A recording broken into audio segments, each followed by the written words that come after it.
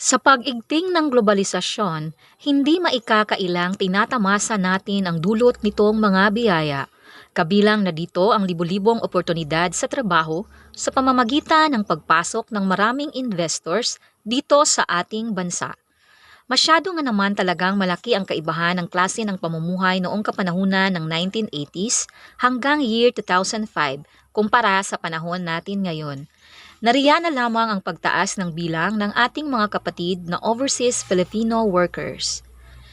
Ang komportabling hatid ng globalisasyon sa aspeto ng transportasyon at ang modernong teknolohiya na nagpapabilis ng komunikasyon at nagpapaangat ng ating ekonomiya. Subalit may isang sektor dito sa ating bansa na halos hindi natin mapansin ang kanilang pag-imik at mga hinaing. Sa aling antas na nga ba sila ngayon dinala ng globalisasyon? Saon kung moabot ng panahon kung wa na'y maguma kana mo'y ako ang kabalaka. Ako gusto paghapon ko nga gikan sa akong naandan sa pagkabata hantod karon o hantod mamatay ko mag-uuma gihapon. Sa ako alang isip nagpuyo sa bukid niya usa ka mag-uuma nga kanang kakugi di gyud wadon sa matag usa nga naa nagpuyo din sa bukid sa usa ka mag-uuma kinahanglang yun ang kakugi. Siya si Mang Rogelio, isang simpleng magsasaka na naninirahan dito sa Purok 4 Kapatagan, New Bohol, lungsod ng New Corelia, isang ulirang asawa at responsabling ama sa kanyang 4 na anak. Pagmamay-ari ni Mang Rogelio ang 8,000 square meters na sakahan at kasalukuyan din siyang tenant sa 4,000 square meters na palayan. Dito niya binubuhay ang kanyang pamilya at napagtapos niya sa kolehiyo ang kanyang 3 anak. Samantalang ang kanyang bunsong anak ay nakapagtapos ng kursong bukasyonal.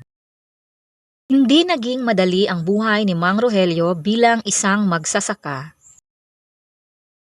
Anigyo na mo ako ang area nga gitrabaho area na mo flood front area siya kung maulan o mga duha ka oras tuluan na nga kuan mulawom na ang tubig niya napoy mga panahon nga ang mga humay akong humay dire harbisonon ana happy siya maagian sa kanang baha ug ako apong mga tanom dire daghan gyapong mga tanom nga productive na nga matay pero wa gyapon ko maluya sige gyapon og tanom ko hantod karon bisan sa akong panuigon sige gyapon kong tanom. Maliban sa tindi ng sikat ng araw, patuloy na nilalabanan hindi lang ni Mang Rogelio kundi ng iba ring magsasaka ng Purok 4, New Bohol ang baha na nagdudulot ng dagdag na pahirap sa kani-kanilang buhay bilang mga magsasaka. Sa loob ng 2 oras na pag-ulan, maaari nang bahain ang kanilang palayan at ang pagbahang ito ay umaabot hanggang 2 o 3 araw. Maliban sa baha, isa sa pagsubok na patuloy na hinaharap ng mga magsasaka dito ay ang high transportation cost ng hauling sa kani-kanilang mga ani.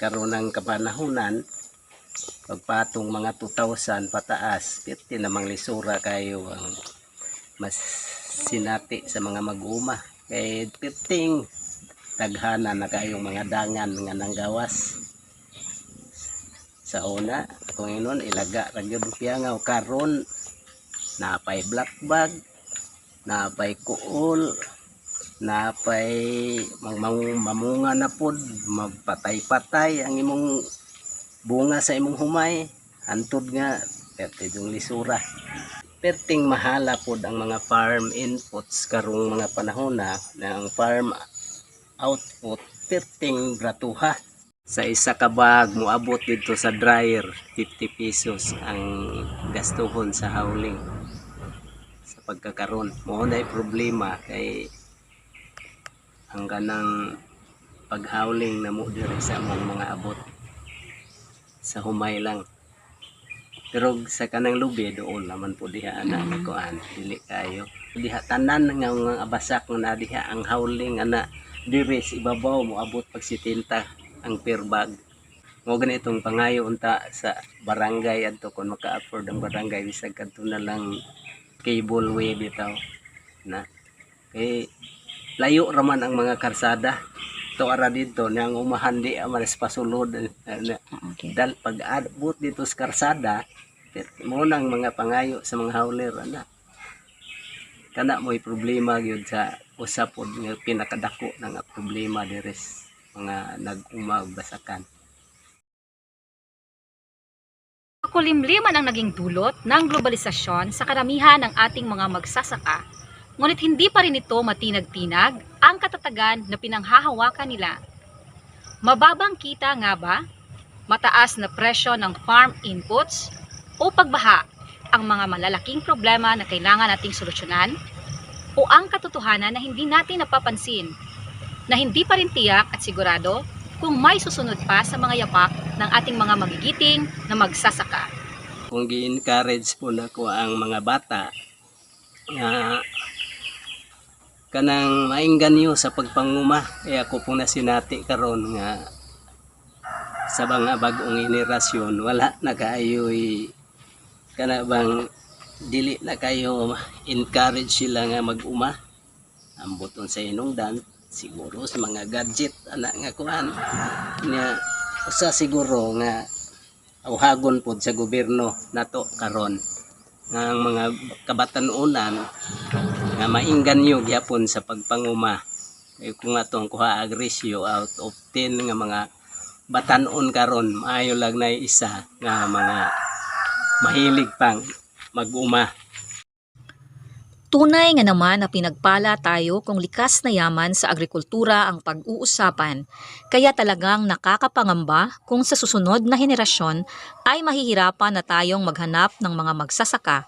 Kaya dapat nabigyan lang natin ng malaking pagkilala ang mga kagaya ni Mang Rogelio.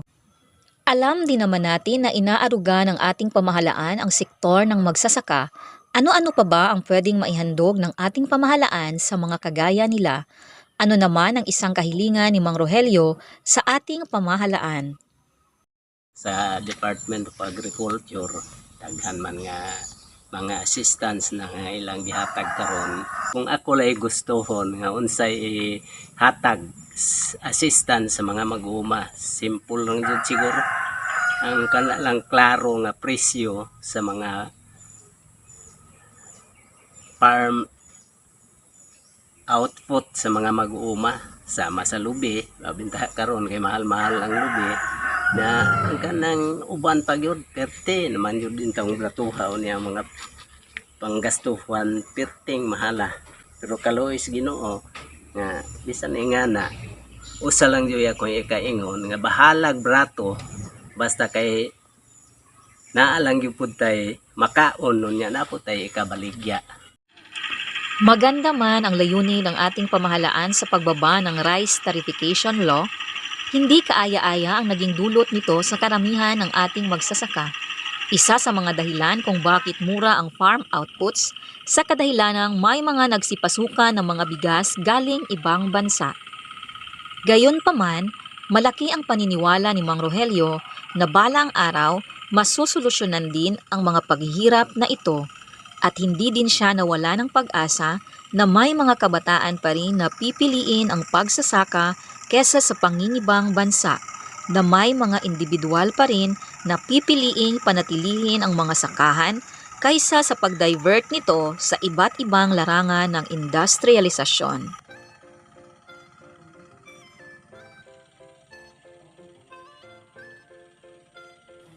Mabuhay ka, magsasaka! Mabuhay ang magsasakang Pilipino!